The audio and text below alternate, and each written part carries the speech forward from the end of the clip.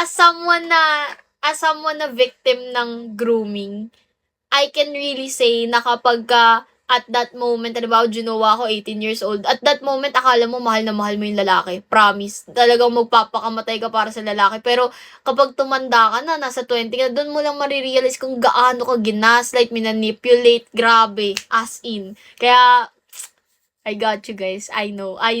TJ! Matagal live mo. Matagal pa naman. Mamaya pa ako mag-gym, guys. Paano pag yung babae lapit ng lapit?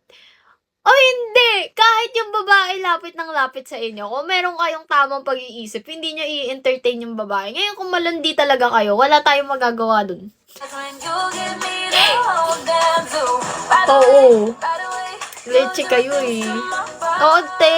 Ano kasi, Chantal, kung hindi nasasabi sa'yo ng ate mo, alam ko, Yossi, kung hindi nasasabi sa'yo ng ate mo, nag-start ako sa Bigo, bata pa lang ako, tapos nagka-jowa ako, tapos akala ko talaga, mahal na mahal ko yung lalaki ba? Kasi may daddy issue din kasi ako, guys. Lumaki kasi ako ng tatay. Nakakita ko ng father figure sa kanya. Kalain mo yun. Kadiri. Father figure, jowa mo. Buti lang talaga di ka pinagkita. Thank you, Lord. Thank you talaga. Talaga namang sinasalba ako ni Lord sa katangahan ko. Siguro sabi niya, tanga mo, tanga mo. Sige, wag muna kayo magkita. Habibi. Sinasalba talaga ako ni Lord. Kaya, alam niyo, up until now, pinapasalamat ko kay Lord yun. Lord, thank you kasi di mo hinayaan.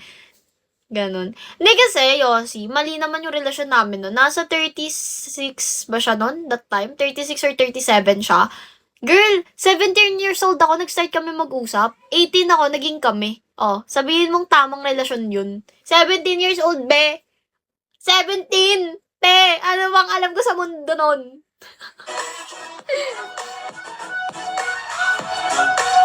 Ayun. So, huwag yung gagayahin yun, guys.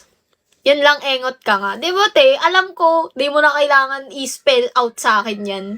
Ayun. So, totoo yun, yung sinasabi nila na kung paano nag-work ang grooming. Hindi naman porket, alam mo yon sasabihin mo na gusto naman niya.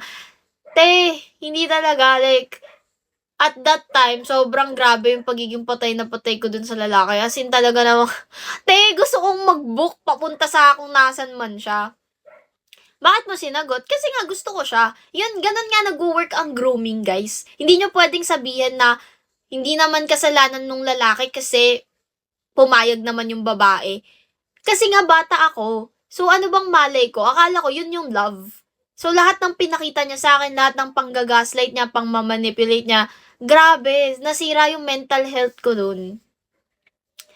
Hindi nga Mas maganda nga yung mga bulaklak na natanggap ko ngayon kaysa bulaklak na sinendya sa akin. Tapos during those times pa, sobrang dami niyang babae sa